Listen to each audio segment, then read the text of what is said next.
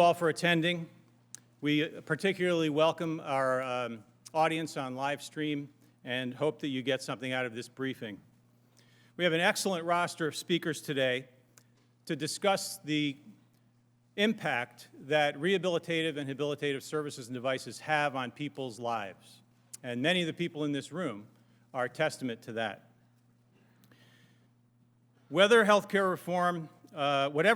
reform Congress passes, it must preserve access to rehabilitative and habilitative services and devices. And by the way, that is a category of essential health benefits. And it's created a federal standard in this country, which is critical. And many of the states, obviously the vast majority of the states, have plans that cover the types of services and devices that we'll be talking about today.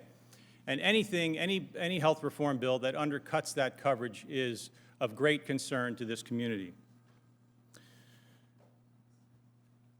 The types of services I'm talking about include inpatient rehabilitation hospital services of a very high intensity coordination level, which are multidisciplinary. Many of us in the room have experienced ourselves, including myself. When I was 10 years old, I was involved in a car accident, lost both my legs below the knees, and went to 2.5 months of inpatient rehabilitation, experienced outpatient therapy, walk today on artificial limbs. I've had 13 sets of artificial limbs over the past 43 years. And I'm working, I'm raising a family, I've got a very active lifestyle, and many of the people in this room are just like me. And so these are benefits that are extraordinarily cost effective and have an incredible impact on people's lives. This briefing is being hosted by 3 coalitions: the Coalition to Preserve Rehabilitation, the Habilitation Benefits Coalition, and the ITEM Coalition, the Independence Through Enhancement of Medicare and Medicaid Coalition. All of these coalitions focus on access to these benefits. There are 60 organizations, and all of their logos are in front of you, who have either endorsed or supported and, in fact, sponsored this briefing. And let me just name a couple. I can't name all of them. They're just far too many to read. But I must say the Brain Injury Association of America, the American Medical Rehabilitation Providers Association, the National Association for the Advancement of Orthotics and Prosthetics, the National Multiple Sclerosis Society, the Christopher and Dana Reeve Foundation, the American Speech Language Hearing Association, the United Spinal Organization, and Amputee Coalition all have contributed mightily to this event, and we very much are in their debt. Many of the speakers today live successful lives due to rehab, and I must tell you that you'll hear their stories in a moment, and they're really compelling. Without further delay, let me introduce our first speaker and our co-host of this bipartisan briefing. Senator Tammy Duckworth will tell her story of injury and recovery and rehabilitation and ultimately stunning success in life. Thank you so much for being here, Senator. We very much appreciate it.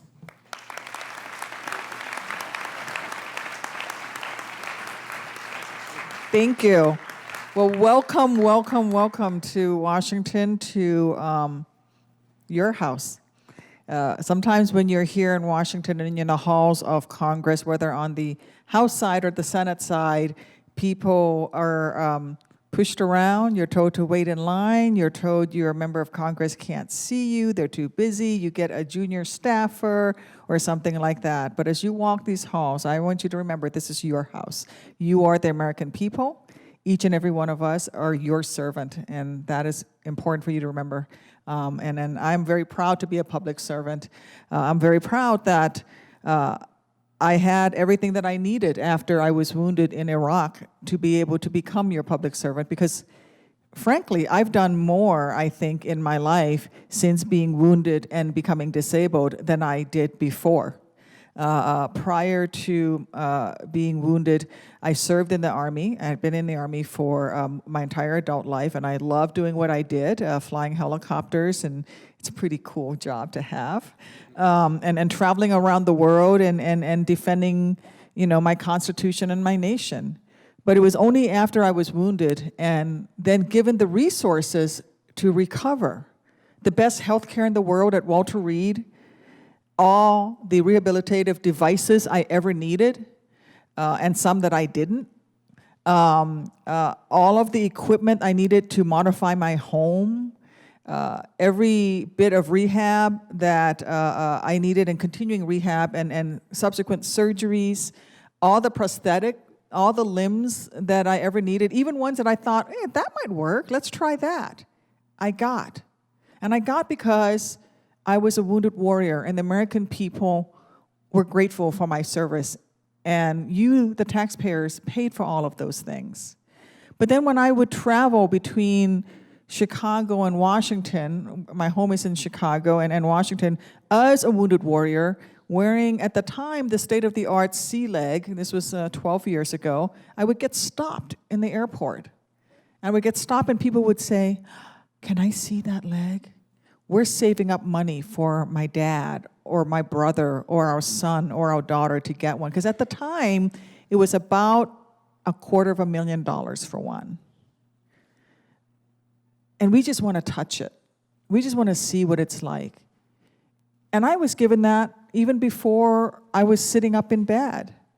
And I realized how different the world was for people who have access to the care that they need and those who are the majority of Americans who don't. And that's not right. You know, I spent my entire life defending this Constitution and defending what it means to be free and the liberties in this country and our individual civil rights and our rights to pursue life, liberty, and the pursuit of happiness. And how do you do that if you can't even leave your home? How do you do that if you can't even get the basic healthcare needs that allow you to be productive? How do you do any of that? Well, you can't. And so that's why I'm so proud that you're here today and we're having this conversation, especially this week. You know, we have a healthcare fight that we're in right now that's going to result in 22 more million Americans without health insurance, severe cuts to Medicaid, cuts to programs with people, for persons with disabilities, anybody with a pre-existing condition, at a time when we should actually be enhancing. Where we're at a time when prosthetics technology is advancing so quickly that if we would just invest a little bit more money into it, we would actually see greater growth and advancement in the technology. We would actually see a renaissance in devices and assistive devices that help people to become more productive. Because I make more money now and spend more and pay more in taxes now and buy more stuff I don't need now than I did when I was a soldier.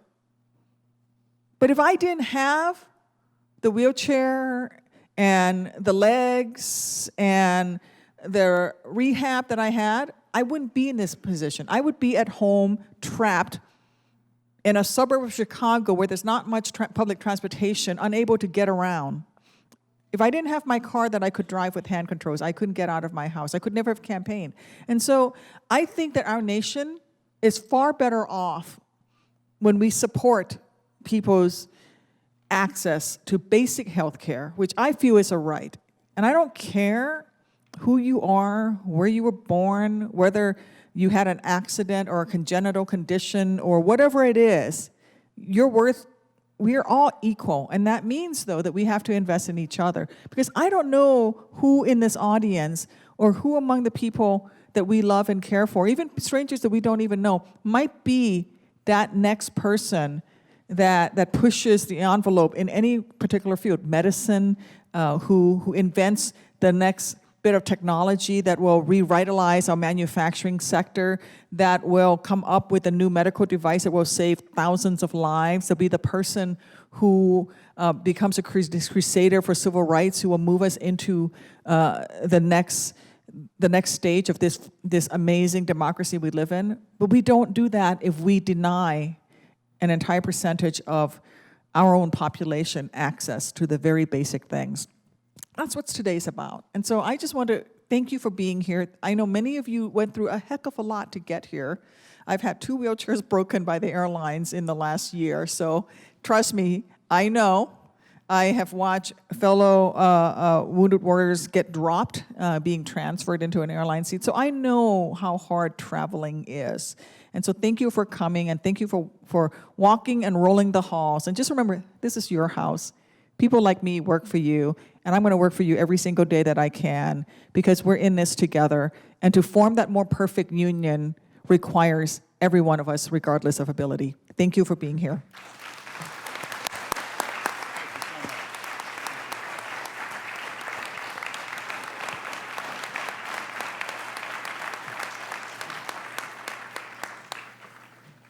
Thank you so very much, Senator Duckworth.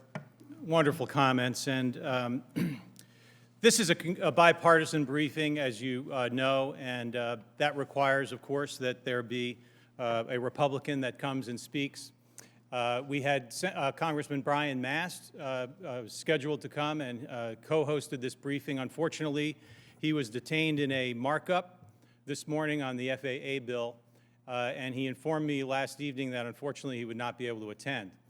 And I said, oh boy, we need this to be a bipartisan briefing. Who could we call? Who knows rehabilitation on the Republican side who'd be willing to do this at short notice, extremely short notice? And I thought of Congressman Glenn Thompson. And I've known Congressman Thompson since 1994, well before he was in the House of Representatives. And he's a rehabilitation therapist himself. He knows this benefit and has seen the benefits of rehabilitation like no other. And so I welcome him here. I thank him so very dearly for making time at such a last-minute decision to come over here and speak on behalf of rehabilitation and habilitation services and devices. Thank you so much.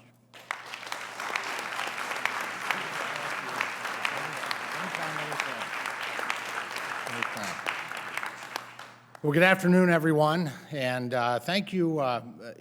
Peter, thanks for thinking of me. I have known Peter since the years of BC, before Congress, as he said, and it really has. It's been a friendship over decades now. So you're really getting old. Yeah, I guess we both are. But we started out pretty young, so that was a good thing.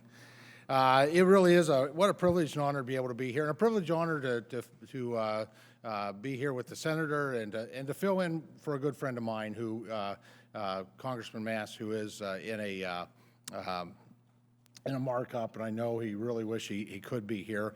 But this, for me, this is like old home week for me. As I like to say, back when I had a real job. I served for 28 years, working each and every day with individuals who were living with and facing life-changing disease and disability.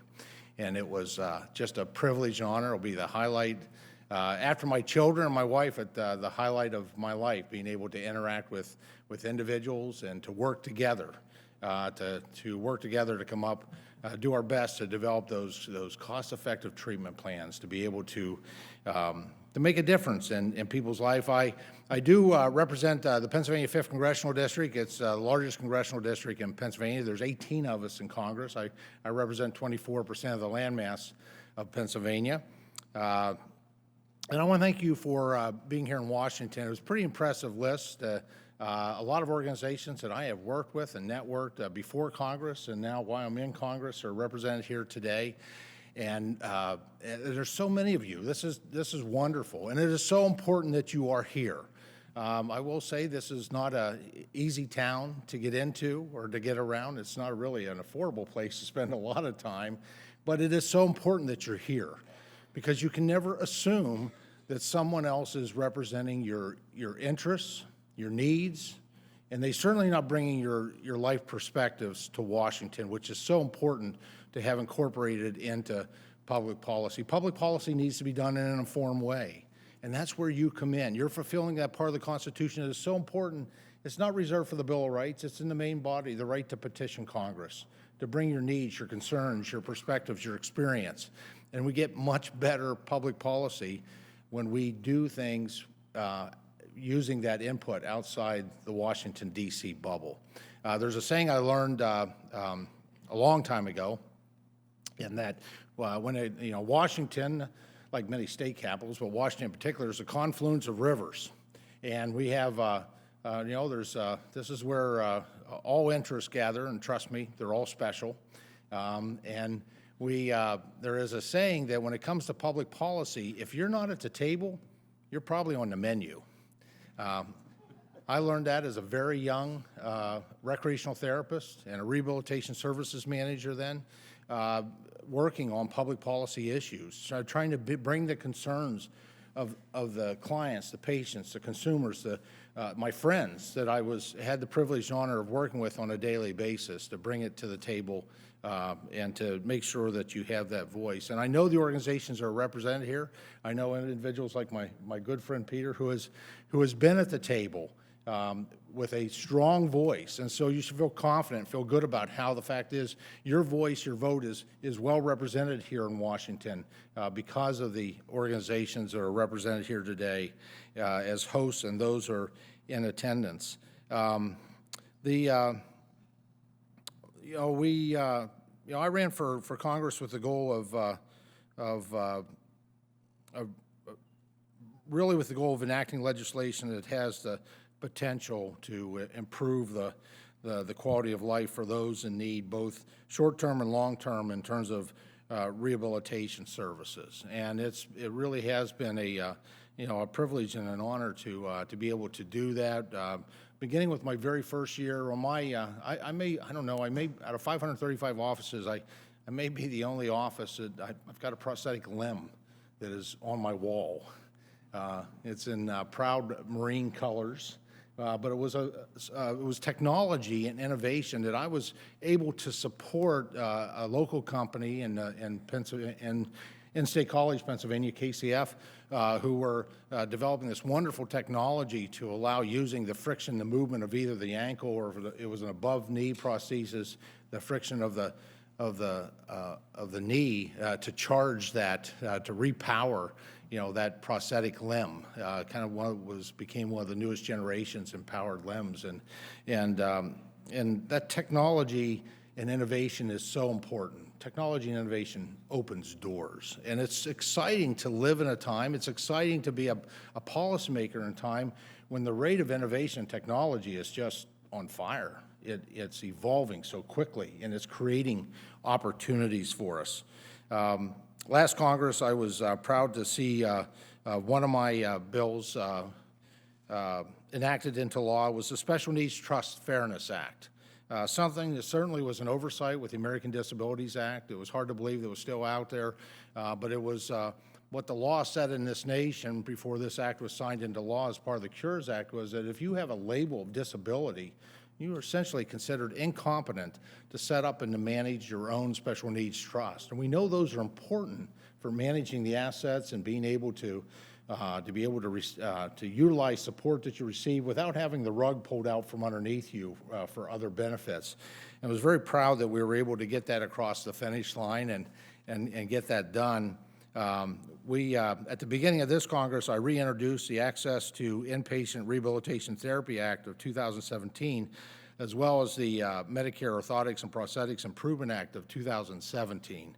The Access to Inpatient Rehabilitation Therapy Act removes arbitrary barriers to those in need of within the comprehensive rehab setting, barriers where physiatrists deem that recreational therapy is medically necessary and appropriate, while the Medicare Orthotics and Prosthetic Improvement Act aims to strengthen Medicare benefits for orthotics and prosthetics. It's about making sure that individuals are qualified, and I've been proud to work with the industry on that. We hear a lot for some politicians some elected officials. I didn't mean to use swear words during this presentation. Their knowledge is fairly thin on this issue, and so people like to really point to fraud and abuse. If you can curb fraud and abuse, it's like it cures all ailments, and we're all committed. Everyone in this room is committed to making sure that things are done right and that we prevent fraud and abuse. But when I talk about it, I'm really looking for tangible solutions, and this is one, to make sure that we have qualified, credentialed providers who are not creating harm for consumers, number one, and number two, not defrauding the taxpayers. And so this piece of legislation, very proud of both those pieces of legislation. My vision of rehabilitation is it's twofold. It restores lives and it secures futures. And so that was my commitment. That was my philosophy when I practiced rehabilitation services for almost 30 years, and certainly is what drives me now as a member of the United States House of Representatives. I certainly remain committed to advancing these bills through the legislative process, and I certainly want to thank everybody here for continuing to support, for your support in that process. As I paused to prepare, in the lengthy amount of time that I had to prepare to come, I took some time to reflect on, what were the lessons that I took away from my rehabilitation practice. And I do miss that. I miss the people I worked with, and I love bumping into the folks that I had the opportunity to partner with, the people that were coming with life-changing disease and disability. It's really a cool moment when you're able to reconnect with somebody whose lives somehow you impacted or you touched. And as I reflected on that in my walk over here, I thought just a couple themes for me for lessons learned. Number one, rehabilitation, innovation, technology breaks down barriers. And it's going to do that. It does that in amazing ways today. And I don't think we can even envision the technology and innovations coming in the future, but I just know it's going to continue to break down those barriers. Number two, we just need to, inability is a result sometimes, but our focus needs to be on ability. You build on the positive. So we focus and we build on the ability that is there. That becomes the fundamental building block, the foundation. Number two, and I saw this with all kinds of degrees and significance and intensities of disability. In fact, the more intense and more complex the disability, the more this seemed to ring true, is that attitude overcomes all challenges. It's a mental battle first, and it's in the attitude that we achieve things. Number three, rehabilitation is about making hopes and dreams possible, not worrying about the impossible. And finally, that, determination drives success. And so I know you all have determination because you made it into Washington, D.C. in the middle of this humid, hot weather, and you're here. And I just, once again, just want to say thank you for being here. Thank you for what you do each and every day as either being an individual living with some type of disability, and you're a model to others and all those principles I just talked about. And thank you to those within their rehabilitation providers, whether it's equipment, whether it's the therapies, whether it's the interventions, for what you do to change lives and to secure futures. And really is a privilege and honor to be with you today. Thanks so much. All right. All right, well, we've heard from a couple of folks with missing limbs and use of prostheses, prosthetic limbs, but rehabilitation is an incredibly broad spectrum and addresses a whole host of conditions, injuries, illnesses, and disabilities. From brain injury to spinal cord injury to amputation, and of course hearing impairment and vision impairment and neurological disorders of one sort or another. There's an incredible spectrum of disabling conditions that require rehabilitative care and habilitative services and devices. Our next speaker is Eric LeGrand. I'm not going to detail his story because I'm hoping that he will tell us his story firsthand. But Eric LeGrand is, I've just known him for a few short weeks, but he's what an incredible young man, and I'm just very pleased to know him, and thank you so much for coming down and being with us today. Eric. Thank you.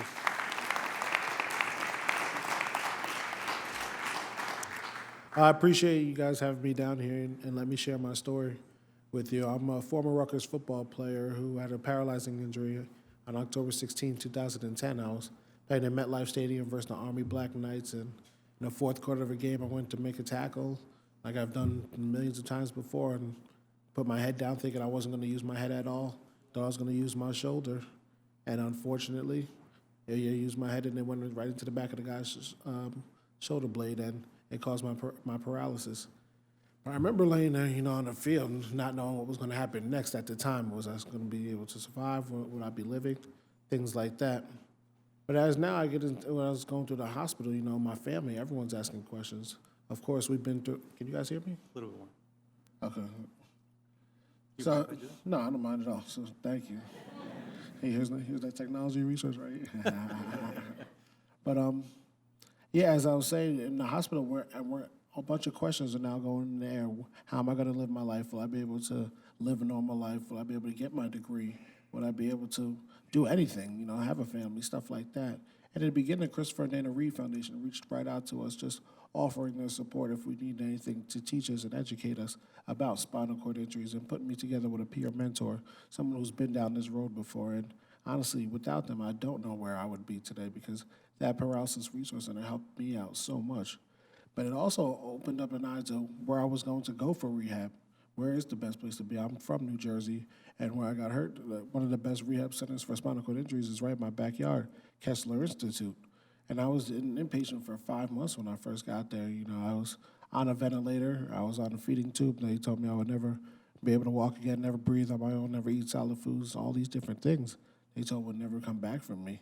And, you know, of course, it was a scary moment. So when I first get to Kessler, I was in one of the, you know, most cared for part of the building with being on a ventilator and whatnot. But as I started to do my therapy, things started to get better for me on the inpatient rehab. I was able to come off the ventilator in 5 weeks. I got hurt in October. I was able to have a full solid meal that Thanksgiving with my family. And then from there, I actually even started moving with some function below my level of injury, which started to be my shoulders at the time a little bit. So progress started to happen from being able to go to therapy at the time for 5 days a week, and even coming in on the weekends and be able to do some therapy at the time.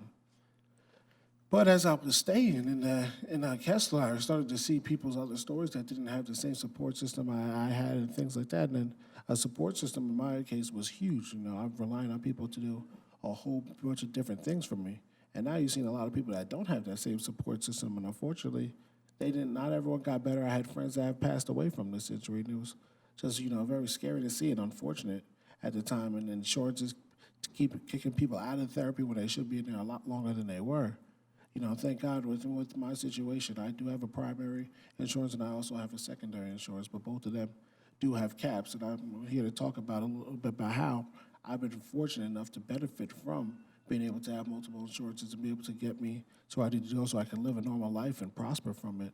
You know, unfortunately, you know, when it comes to spinal cord injuries, a lot of the time people only get 30 sessions of outpatient therapy, and from there, that's it. You know, after they make the progress, then they have to wait a whole other year or so. With my situation, I was able to, you know, have a secondary condition, which does have secondary insurance, which does have a cap on it, but it has picked up everything that my primary insurance hasn't had. And this is why I've been able to, you know, benefit off of great technology and also great therapy. One of the other programs that I started when I was in outpatient therapy was called the Neuro Recovery Network, or locomotor treadmill, where I would be on a treadmill in a harness, and I would have people walking my 2 legs and somebody on my hips, rotating my hips. And I did 80 sessions of traditional outpatient therapy, and I regained back some function, not really much. But when I started to do this treadmill every day, it was a 5-day-a-week program, I started being able to sit up on my own. I was starting to be able to move a lot more on my shoulders and help other people, because I am, you know, rely on a lot of people to help me, leaning forward, lifting up my arms, things like that. I was starting to be able to help other people now, my nurses, when they lead me forward, things like that. I was able to complete over 500 sessions on that treadmill, and it's helped me tremendously. And I always try to say, you know, we need more of these for people that are in my situation, because there's not a lot of them in rehab centers across the world, or across the country, I should say. And people should be able to get honest, because look at all the progress I've been able to make from it. It should be in the rooms for other people as well. And then adjusting to my home life now, going home, I remember in the beginning it was a bunch of questions. How are we going to do this? How are we going to do that? And thank God, you know, through my story, through my town, you know, the people that I grew up with, we were able to build a new house that was accessible for me, that had a bunch of things that would make me independent or help my mom out, so she's not. I was a big football player, so my mom was like picking me up and throwing her over her shoulder to put me in the bed at night. You know, I have a lifting system that is built into the ceiling that can help me get out of my chair and into my bed, which is also an air mattress, which helps rotate me at night so I don't get pressure sores. So many different secondary complications come from spinal cord injuries that you never would even think about. But now that I'm in, I have to be aware for these situations. But I have the technology that helps me get through these day-by-day things that I never would have thought of before if it wasn't for this injury. I always talk, and then I get to talk about my wheelchair a little bit. I always say this is like the Lamborghini of wheelchairs, honestly. This thing does some incredible stuff for me that keeps me independent and being able to just live my life to the fullest. I talk about my seating system where, at times I need to sit myself back just to take pressure off my bottom so I don't get any pressure sores if I want to kick my legs up, or even I'm just out being social, sometimes you don't want to be so far down. You want to be able to, look eye to eye with somebody. I can raise myself up so I can look someone eye to eye and have a conversation with them. From there, in my house, actually, I have an innovative system where it's through infrared, where I have elevators in my house and open doors all through my wheelchair, where I can just line up as like a remote control and line up at it and hit a certain mode into my wheelchair, and I can open up the elevator, get in it, and go up to whatever floor I need to, or also get out the house. But at the home, it's my mom and I we're together. I have my nurses and everything, but at night, most of the time, it's just my mom and I. And my mom has her chores that she has to do, of course, being able to go out shopping or be able to go food shopping, or we have a huge dog that she has to take on a 2-mile walk every day, Being able to leave me at home independently gives her, like, okay, God forbid anything happens, if there was a fire or something, he can get out the house because I can get in the elevator, get down, and be able to get out the house. It gives her that sense, possibility that he doesn't need to be with somebody 24/7. He can be alone for a little bit so she can go on and live a normal life. And me too, it just gives me that self-independence of being able to be by myself. So without all these great technologies and things like that, I wouldn't be able to live my life to the fullest. And it gives me the confidence even when I travel to trips to D.C., I have a air mattress bed where I have to lay on, because if I lay in one position too long on a regular bed, I can get a pressure sore. So just so many different things that I've been able to be fortunate enough to get because of multiple insurances. I don't know what I would be able to do without them. And I've seen the effects of people without multiple insurances. I just want to be here to talk on that because it's been incredible and an intricate part of my recovery in my life. And without this, I just feel like it should be accessible to everybody, not just me, because for every one successful story, there's 10 other ones that aren't successful. That's unfortunate, because I've become friends with some of these people that don't have it, and I believe we should make this accessible to everybody in this world. So thank you. I really appreciate you letting me share my story with you guys today.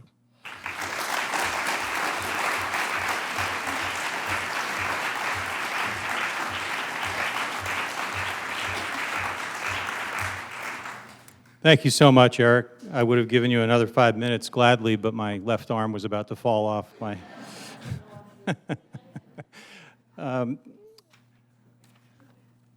Our next speaker is Roseann Sdoia, and Roseann is a real inspiring person as well. I, too, have just gotten to know Roseann over the last few weeks, and am just so impressed with her. And I'm not going to go into her story either, because I hope that she'll tell us directly. Roseann? Thank you, Peter. I'd like to start off by saying thank you to Peter for reaching out to me for being here today, as well as to HAB, ITEM, and CPR for supporting the briefing, as well as the numerous sponsors and the organizations that have endorsed it. As Peter mentioned, my name is Roseann Sdoia, and I am from Boston, Massachusetts, and I'm a Boston Marathon bombing survivor. I'm one of the 17 people that were amputated because of that day. I'd like to tell you a little bit about my life prior to April 15, 2013, before I get into what my life is like right now. But before April 15, 2013, I was a very active, life-loving individual, professional. I was senior vice president at the company I worked for. I traveled all over the world with family and friends. If someone said, hey, do you think you want to go here? My bag was already packed, ready to go. I lived in the North End of Boston. It's the historic Italian section of the city, and if you know anything about that, there's no elevators in there's elevators in some of the newer buildings, but I live in an old walk-up building up on the second floor. There's 18 stairs to get to my apartment. Also, very rarely are there any parking spaces that would be adjacent to my apartment. There's no assigned parking and no driveways. So in most cases, I would park probably about a 7-minute walk to my apartment at the end of the day or going to work in the morning. I would get up in the morning and go to the gym before work. I'd work out for about an hour, probably 3 or 4 times a week. And if I didn't do that, I'd walk out the front door of my building and go for a run around the city, sometimes down around the Charles or through just the city streets.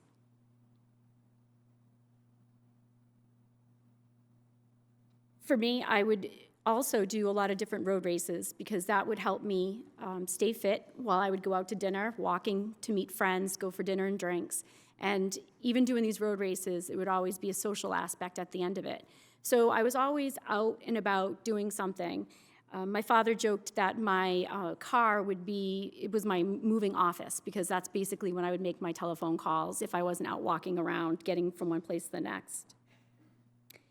On April 15, 2013, as unfortunate as I was to find myself just feet from the second bomb, I also have found myself very fortunate because of the support that I've had from so many different individuals, different organizations, and truthfully, at the time, my insurance company.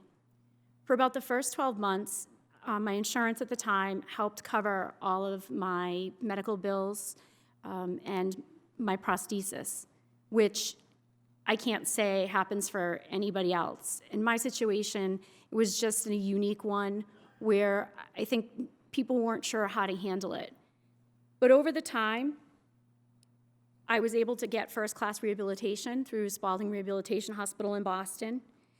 I have to say how crazy it is that your muscles almost atrophy within minutes, it seems like.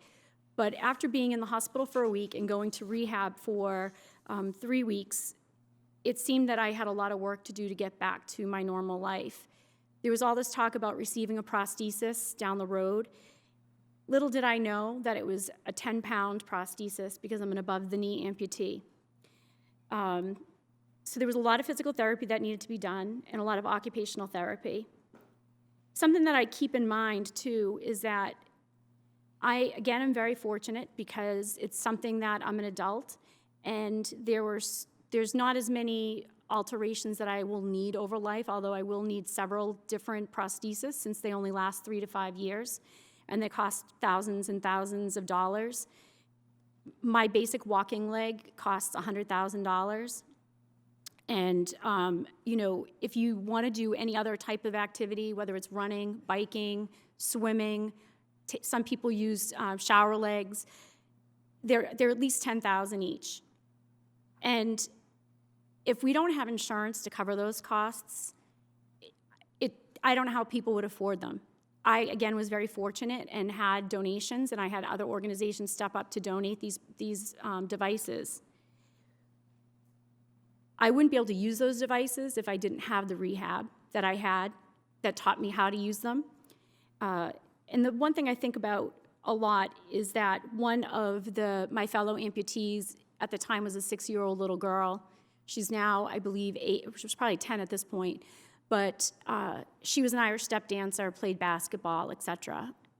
Now she's a below-knee amputee learning how to use this device. Not only will she need just one walking device, but she'll need running devices, devices to play basketball. She'll need multiple operations over the many, many years of her life. And the cost that her family will endure for these devices is just astronomical. I can't even imagine how they'll afford it unless there's insurance to help cover it. Luckily for me, I had the flexibility in finding the right prosthetist. I was able to go on multiple interviews with prosthetists to find the right prosthetist that clicked, that I was comfortable with using. Again, being an above-knee amputee, it's very invasive sometimes when I'm getting fitted for my socket, which is the upper part of the leg. It goes all the way up to my hip.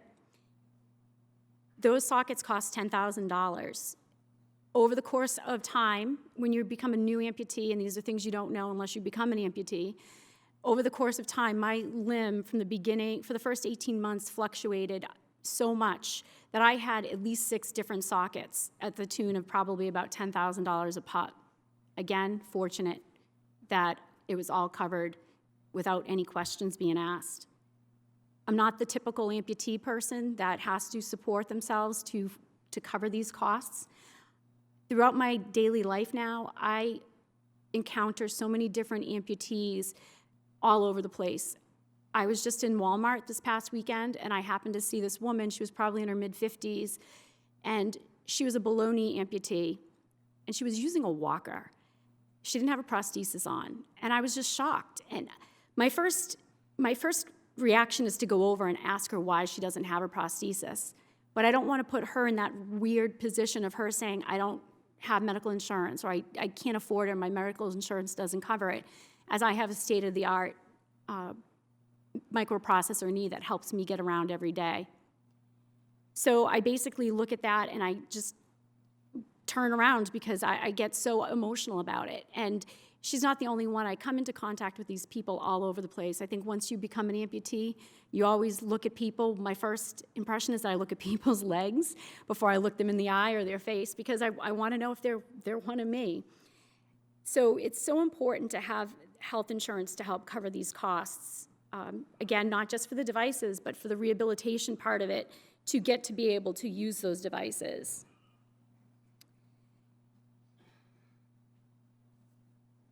Sorry. Recently, I switched my prosthetist because of the fact that the socket that I was wearing was so far up on my thigh that if I tried to walk any amount of distance, I would get blisters, I would get chafed, and it was so painful and uncomfortable that I wasn't able to walk a 5K. I used to be able to run a 5K. To think about being able to walk up the hill to the local convenience store was and still today can be one of those things that if I'm having a bad day, I'm like, oh, that's too far. And it's legitimately not that far. But for me, because of my situation, I have to keep up with my rehabilitation, which I do on my own at this point. I do different activities. I try to do yoga. I try to swim in a pool. I try to work out in a gym just to keep those muscles going. And it's something that I have to do on my own because my health insurance says that I don't have the need for this through health insurance anymore. But it's something that is a continuous job to keep working on it. It's working on it every day. Again, if I don't do it today, I walk differently tomorrow. I can see the difference within working out for an hour and the rest of the day of how I walk. I have back issues where my lower back hurts if I'm not swinging the prosthesis appropriately. So that's another issue. It's all these different minor issues that people don't think about along the way that wouldn't happen if the right care, the right medical devices, the right rehabilitation was available for individuals. And I did find a new company that has a lower profile socket that does not rub and chafe and give me these sores. I'm able to walk a 5K now, but because my insurance doesn't cover this with this particular company, I had to pay $10,000 for just the socket part of it. So again, I'm very fortunate with the funds that I have through all the donations and the different organizations to help cover that. But in my age, I'm going to need so many more of these over the course of time, and as my limb fluctuates and changes. As I get older, I'm sure that I'm going to need a knee replacement on my left side, which is then going to require a wheelchair. Lastly, I'm sure at some point that there's going to be many more of these situations, unfortunately, with the way the world is going.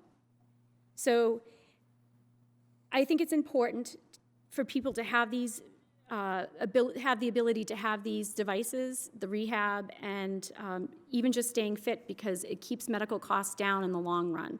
Otherwise, if I didn't have the leg that I had, I would probably be sitting on my couch, no word of a lie, eating bonbons because I don't want to walk up the street. And I wouldn't be in the condition that I am right now. I just, in February, did the Empire State Building run-up, and I did 86 floors. But I have to say it's because I've been able to get up and do the different things I do because of the devices that I have. In closing, I'd like to say that whatever is voted on in regards to our medical bills, I hope that people do think about not just me, but the other survivors. I hope you think of the little girl who needs a prosthesis, and I have other friends that are still going through operations and having difficulties with their prosthesis fitting. Mentally, it helps when you can get up and do the things that you used to do. I think that I was able to mentally heal sufficiently because I was able to try to get back to doing different things with the different legs that I received. So injuries aren't immune to everybody. No one's immune from any of these situations happening, and you never know when those moments are going to happen. I never pictured myself in this situation 4.5 years ago. So if you can consider voting for these issues and being supportive. I greatly appreciate it, as well as I'm sure the other 17 bombing survivors. Thank you.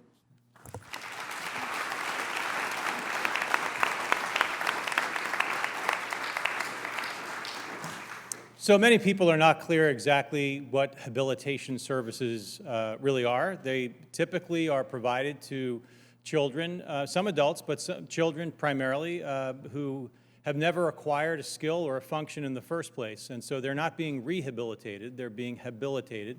And yet many of the services are very similar: speech therapy, occupational therapy, physical therapy, and the like. Lisa Smith is the mother of her daughter Isabela, who received and needed significant habilitation services in her childhood, and is here today to tell her story.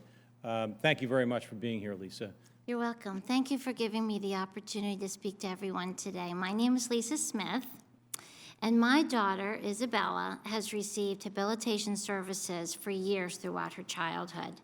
As a mother who has witnessed my daughter's incredible journey through habilitation, I know how critical it is to preserve access to and coverage of habilitation in any health reform that passes in the Senate. Isabela's story begins when she was born. She had a very difficult birth. When she was born, her 1-minute APGAR score was a 1 out of 10. Most babies have a score between 7 and 9. Since Isabela has been very young, she has had language-based learning differences that were later diagnosed as dyslexia. It was difficult for Isabela to express herself in speech and writing. Isabela also had low muscle tone and had issues with motor planning. For example, Isabela really never crawled, and it took her many years to be able to go up and down stairs independently. As a result of these deficits, I started looking for the support I needed to help Isabela grow and learn. Habilitation consists of many of the same therapies as rehabilitation, but the recipient has not lost function due to injury or illness. They need habilitation to acquire skills and functions they never developed, skills and functions that we all take for granted. For example, in Isabela's case, Isabela needed speech-language services to learn how to process the written word or learn how to read. She also needed occupational services to learn simple things like how to hold a pencil. Prior to 2010, most private insurance did not cover habilitation services. Medicaid was the dominant payer. For years, my husband and I tried to seek insurance coverage for these vital services with little or no success. Fortunately, my husband and I are able to make the sacrifices we need to pay these costs out of pocket. However, in living through Isabela's journey, we constantly see others that are not as fortunate. I cannot stress enough the value that habilitative services have brought my child. For 7 years, Isabela attended the Summit School in Edgewater, Maryland. It's a private independent school for kids with dyslexia and learning differences. At Summit, Isabela received speech-language therapy, including one-on-one access to a speech therapist. Isabela now attends high school in Baltimore at a school called Genesee. It's also a school for kids with dyslexia. These therapy services helped Isabela create words and sounds as a child and to process more complex language as a young adult. The speech-language therapy that Isabela has received over the years has made learning accessible to her. Today, Isabela is a strong, smart, outgoing 16, almost 17-year-old. She's a fabulous student who definitely plans on going to college. Speech-language therapy has contributed to both her confidence and her quality of life. Isabela has benefited from speech-language services nearly her entire life, and I cannot imagine where she would be without them. At the same time, the 7 years of occupational therapy that Isabela received as a young child was also critical. Her physical motor skills did not come naturally. Occupational therapy enabled Isabela to learn those skills and develop muscle tone. Today, like most teens, Isabela loves riding her bike, jumping in the waves, she plays tennis and sports at school. I really don't think that Isabela would have been able to do any of those things without access to the occupational therapy she received. Thanks to Habilitation, Isabela has a bright future. Any health reform bill the Senate passes must continue the commitment our nation has made over the past 7 years to cover habilitation services and devices for those with private insurance and those covered by Medicaid. Thank you for giving me the opportunity to speak on behalf of my daughter.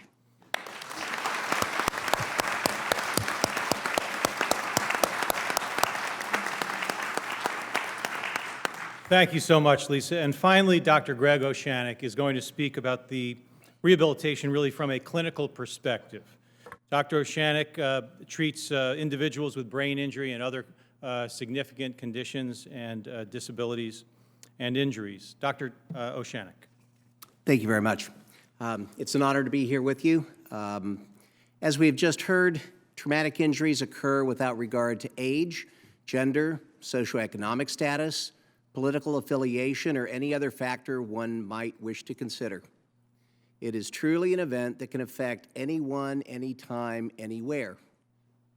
For those of us yet to be personally touched by trauma, the $37 billion, with a B, annually spent in trauma-related acute services is but the tip of the iceberg in the expense of the lifelong medical needs for these individuals. For example, in January 2007, a study by Harvard's JFK School of Government projected a budgetary cost of $350 to $700 billion to provide care and benefits for wounded veterans from Iraq and Afghanistan over the course of their lives. Today, the personal accounts we have heard describe the true value of rehabilitative and habilitative services and devices in the continued trauma treatment of those who are so injured. This is including physical therapy, occupational therapy, and speech-language pathology. There are other such examples of this as well. Congresswoman Gabby Giffords, TV journalist Bob Woodruff, and Dr. Kara Beatty, with me here today, who, having experienced the consumer end of rehab in 2002 following a motor vehicle collision, is now beginning her fellowship in brain injury medicine with me at CNS next week, 15 years later. Congratulations, Kara. That is success in rehabilitation.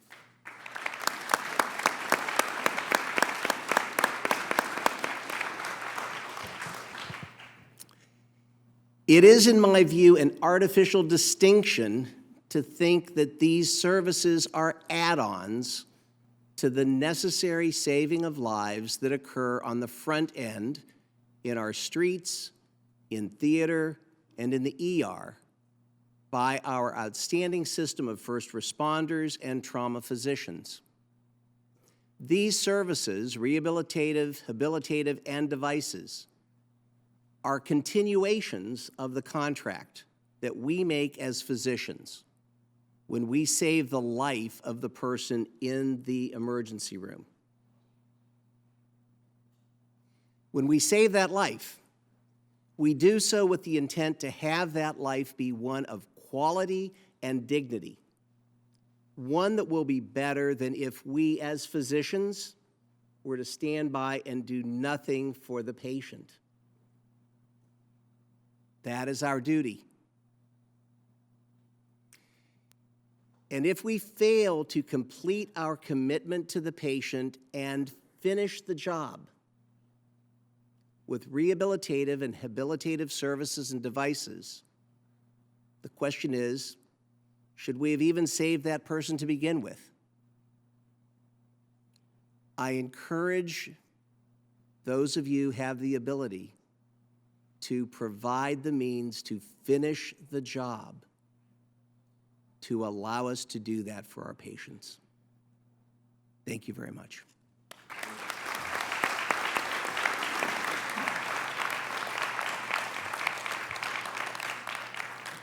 Well, thank you so very much to our, each and every one of our panelists, and to Senator Duckworth and Congressman G.T. Thompson as well. As we conclude, I need to say that when we first put on this briefing, or decided to host this briefing, we had no idea that we would be putting it on the same week that the Senate is actually considering taking a vote on a health care reform bill that addresses and that would impact to such a great degree access to rehabilitative and habilitative services and devices. In the closing minute or two, I just need to impress upon you, this is not a partisan comment. It's frankly just an objective analysis. The current Senate bill would eliminate essential health benefits in the Medicaid expansion states. And so it would repeal essential health benefits, of which rehabilitative and habilitative services and devices is one of those categories of benefits. It would allow the states to define essential health benefits in private plans, individual and small group plans, and no longer have a federal standard for essential health benefits at the federal level, something that we've enjoyed for the last 6 or 7 years. It would ultimately, from what the CBO says, the Congressional Budget Office estimates that it would reduce coverage in this country by 22 million people. And of course, if you don't have health care coverage, you don't have coverage of rehabilitative services and devices and habilitation. So this is of great concern to everyone who cares about these benefits, and even to those who may not even think about these benefits. This care knows no bounds, and the statement's been made before. It's not a partisan issue. This is care that is the very definition of insurance. Who expects they'll wake up and need an artificial limb or a wheelchair or any one of the types of rehabilitative care that you've heard about today? It really is the definition of health insurance. And so we leave you with that statement. We thank very much the panelists. We thank you especially for coming. And thank you so much. And the briefing is now concluded. Thank you.